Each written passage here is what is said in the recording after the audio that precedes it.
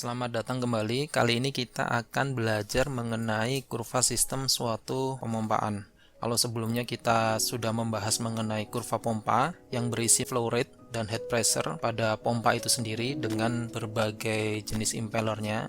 Kali ini kita akan menganalisa suatu sistem pemompaan yang nantinya akan menghasilkan kurva sistem. Langsung saja kita ambil contoh pada sistem pemompaan air laut. Misal kita akan memindahkan air laut ke daratan. Nah, di sini kita punya air laut di bawah, kemudian daratan di sini. Kita akan memindahkan air laut ini ke daratan dengan menggunakan sebuah pompa. Kita gunakan pipa, memindahkan air laut menuju ke daratan di atas dengan ketinggian tertentu. Nah, kita tahu di sini bahwa pompa itu akan menghasilkan energi ya. Menghasilkan energi pressure atau kita kenal sebagai head pump untuk memindahkan cairan dari titik A ke titik B. Nah, dari sini kita bisa melihat energi apa saja yang bisa kita analisa. Kita mulai dari titik A. Kita katakan di sini sebagai konservasi energi ya. Di titik A ini akan berlaku pressure, kemudian ada juga energi potensial dari ketinggian,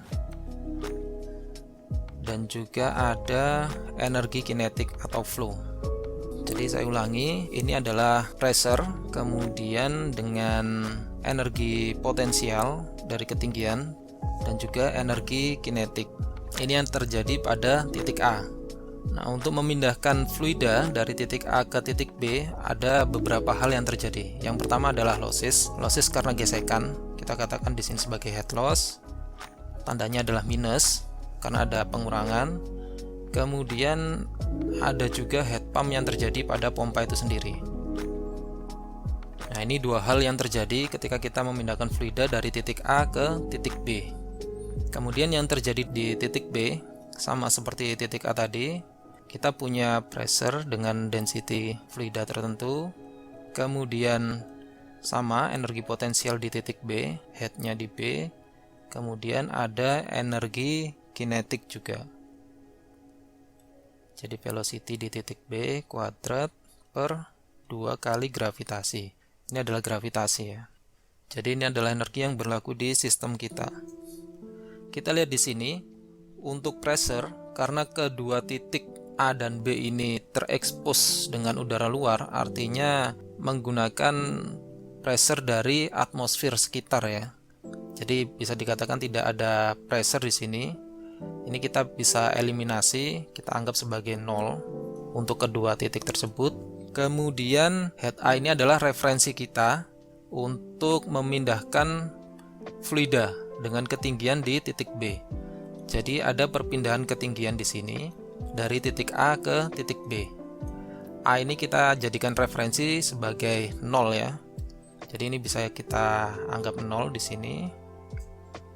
Kemudian untuk selanjutnya adalah energi kinetik dari titik A. Di sini kan nanti ada perpindahan fluida ya, ada pengurangan di sini. Di titik A ini terjadi kinetic flow, tapi bisa diabaikan ya, karena sangat kecil sekali. Jadi ini kita anggap sebagai 0. Selanjutnya kita lihat pada head loss di sini. Head loss yang pernah kita singgung juga kalau tidak salah di kurva pompa, ini berhubungan dengan persamaan Darcy ya. Head loss ini adalah friction dari pipa kita, kemudian dikali dengan length atau panjang dari sistem, dibagi dengan diameter, dikali dengan kinetik, energi kinetik yang terjadi pada sistem, dibagi 2 kali gravitasi. Ini adalah head loss kita. Kalau kita mau menambahkan, kita juga ada minor loss, total kinetic loss dikali dengan energi kinetik yang terjadi pada sistem tersebut. Tapi di sini ini bisa kita abaikan karena sistem kita ini hanya pipa lurus. Di sini minor loss yang terjadi meliputi pipa yang belok-belok ini bisa kita masukkan ke sini atau ada percabangan. Nah, ini bisa kita masukkan di sini. Tapi karena sistem kita lurus saja, Jadi kita anggap ini sebagai 0. Head loss kita berisi ini saja. Jadi bisa kita tuliskan kembali persamaan kita untuk mencari head pumpnya. Jadi head loss kita pindahkan ke kanan ya. Head pump dari sistem kita ini didapat dari potensial di titik B, ketinggian, ditambah dengan velocity di titik B, V kuadrat per 2 kali gravitasi, ditambah dengan ini tadi head loss ya, friction length per diameter dikali velocity yang terjadi pada sistem, 2 kali gravitasi. Nah, ini adalah sistem head pump kita. Atau kalau mau kita sederhanakan, karena kita sama-sama memiliki dua energi kinetik di sini ya, jadi bisa kita tuliskan sebagai berikut. Head pump adalah energi potensial titik B ditambah dengan 1 plus friction length per diameter dikali dengan energi kinetik. Nah, ini adalah persamaan yang kita dapatkan dari sistem kita. Jadi ini nanti yang akan kita gunakan untuk memasukkan head pump pada flow rate tertentu. Nah, satu lagi yang perlu ditambahkan, perlu diingat, karena di kurva itu yang berlaku, yang dituliskan itu adalah flow rate ya, bukan kecepatan, dalam liter per menit, atau nanti kita tuliskan dalam satuan meter kubik per second. Nah, untuk hubungan antara korelasi antara kinetik dengan flow rate itu adalah seperti ini. Flow rate kita tahu bahwa notasinya adalah Q sama dengan V, kecepatan dikali dengan penampang suatu sistem. Nah, ini kita bisa tuliskan ulang seperti ini. Head pump adalah energi potensial dari titik B ditambah 1 plus friction length per diameter dikali, ingat ya, V-nya kita ganti dengan flow, atau bisa kita tuliskan kecepatan adalah flow per luasan seperti ini ya. Tinggal kita masukkan saja. V kuadrat berarti Q kuadrat per 2 kali gravitasi tetap dengan A kuadrat. Nah, persamaan kita jadi seperti ini. Nanti kita masukkan ke dalam kurva kita. Oke, selanjutnya kita akan mencoba memasukkan persamaan yang sudah kita hasilkan tadi ke dalam kurva kita. Kita tulis kembali persamaannya. Kita akan menggunakan capacity atau flow rate-nya ini dalam satuan liter per menit, atau nanti kita gunakan dalam meter kubik per second ya. Total head kita gunakan yang meter, jadi kita fokus sama garis vertikal horizontal yang ini ya. Sebelumnya kita perlu merubah satuan liter per menit ini menjadi meter kubik per second. Kalau 200 liter per menit itu sama dengan, liter itu kan sama dengan 1 desimeter kubik. Kalau dalam meter berarti 200 dikali 0,001 dalam menit ke second, berarti per 60.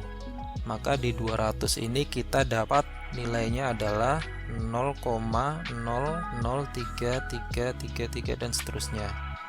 Yang di 400 sama, gunakan perhitungan seperti ini, dapatnya 0,0066 dan seterusnya, atau kita bulatkan 67 dan seterusnya ya. Oke, selanjutnya kita akan masukkan parameter-parameter ini. Kita ambil contoh headnya misal memiliki ketinggian 30 meter. Kemudian panjang dari sistem kita itu adalah 100 meter. Kemudian diameter pipa kita adalah 2,5 inci. Atau kalau di dalam meter ya, 0,0635 meter. Kita rubah dalam meter. Gravitasi kita tahu nilainya adalah 9,8 meter per second kuadrat. Nah, ini adalah informasi yang akan kita gunakan untuk menghasilkan kurva ya. Kita tulis kembali. Kemudian untuk friction ini kita asumsikan konstantanya berbanding lurus dengan material ya, pipanya. Kita anggap nilainya adalah 0,025 Nah, ini informasinya sudah lengkap, tinggal kita masukkan satu persatu. Oke, coba kita masukkan untuk flow rate 0. Kalau kita masukkan key ini sebagai angka 0 atau flow-nya 0, maka pastinya ini akan menghasilkan 0 semua ya. 0 bagi berapapun hasilnya akan 0, dikali dengan berapapun hasilnya akan 0, menyisakan HB saja atau 30 meter. 30 meter di sini kita tandai untuk flow-nya 0. Kemudian kita masuk ke key 0,0033. Kita masukkan angkanya HB, kita tahu 30 meter. Kemudian ditambah 1 plus F friction.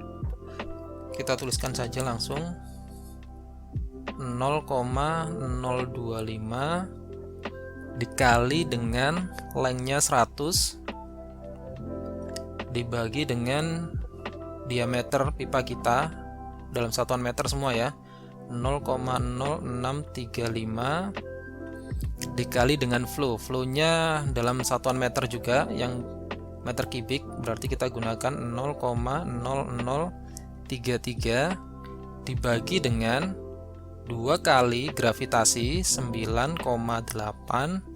Ini kuadrat ya, ini kuadrat. Kita tahu A ini didapatkan dari diameter. Ketika kita punya informasi diameter suatu lingkaran, kita udah pasti tahu luasnya. A sama dengan Pi kali R kuadrat. R itu kan setengah dari diameter ya. Sama dengan 0,003168 meter kuadrat. Ini adalah luasan kita. Jadi kita masukkan di sini 0,003168 kuadrat. Nah, silakan di-post dulu untuk latihan menghitung ini. Kalau perhitungan kalian benar, hasilnya nanti adalah 32,28001 meter ya, dalam satuan meter. Nah, ini untuk yang 0,0033 tadi atau 200 liter per menit akan menghasilkan head setinggi 32,28. Ini kira-kira berada di sini ya. Begitu seterusnya. Nah, ini adalah kurva sistem kita yang sudah kita hasilkan ya dari analisa perhitungan kita. Dari sini apa yang bisa kita lihat? Jadi kita sudah disediakan kurva pompa, kemudian kita juga sudah menganalisa sistem kita. Dari sini kita punya beberapa pilihan. Nah, kita pilih mana efisiensi terbaik. Apakah di 6 inci, 7 inci, 8 inci, 9 inci, atau 10 inci. Kalau kita lihat dari kurva ini, efisiensi terbaik berada di 58,7. Terus diikuti oleh efisiensi yang lainnya. Kita ambil efisiensi yang bisa kita lihat terbaik adalah di titik ini ya. Pertemuan antara kurva sistem kita dengan kurva dari pompa. Nah, berada di sini. Ada beberapa titik ya, titik operating point namanya. Di sini singgungan antara kurva impeller ya dengan kurva sistem kita. Kalau kita amati, efisiensi terbaik itu berada di sini. Impeller 10 inci dengan efisiensi antara 57 dan 58 ya. Kita katakan saja 57,3%. Ini efisiensi terbaik kita. Ini memiliki flow rate itu sekitar 1250 liter per menit, atau kalau dalam meter kubik per second adalah 0,02 meter kubik per second dengan head katakanlah 116 meter. Nah, ini adalah operating point kita. Selanjutnya, apa yang bisa kita dapatkan dari informasi ini? Kita bisa menganalisa energi yang dibutuhkan.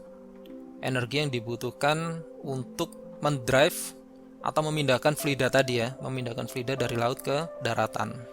Coba kita analisa di sini ya, dengan efisiensi 57,3%, kemudian flow rate-nya adalah 0,02 meter kubik per second dengan head pump-nya, head pressure-nya 116 meter. Nah, untuk energi out yang dikeluarkan pompa untuk mendrive point ini, kita gunakan persamaan seperti ini. Massa jenis dari air laut dikali dengan flow rate-nya dikali dengan head pump. Massa jenis air laut 10,03 kN per meter kubik. Tinggal kita masukkan angka-angka ini, kita sudah punya massa jenisnya ada, flow rate-nya ada, head pump-nya ada. Langsung saja hasilnya adalah 24,23 horsepower. Ini adalah payout yang digunakan untuk mendrive operating system kita. Nah, untuk P-in-nya, karena kita sudah tahu nilai efisiensinya adalah 57,3%, maka P-in bisa kita tuliskan sebagai berikut. Payout per efisiensi 0,573. Persentasenya kita gunakan ya, per 100-nya ini kita masukkan menjadi 0,573. Maka hasilnya adalah 42,3 horsepower. Ini adalah P-in kita. Jadi seperti itu, di sini kita bisa tuliskan bahwa energi yang dibutuhkan P-in sama dengan 42,3 horsepower. Sampai di sini semoga bisa dipahami.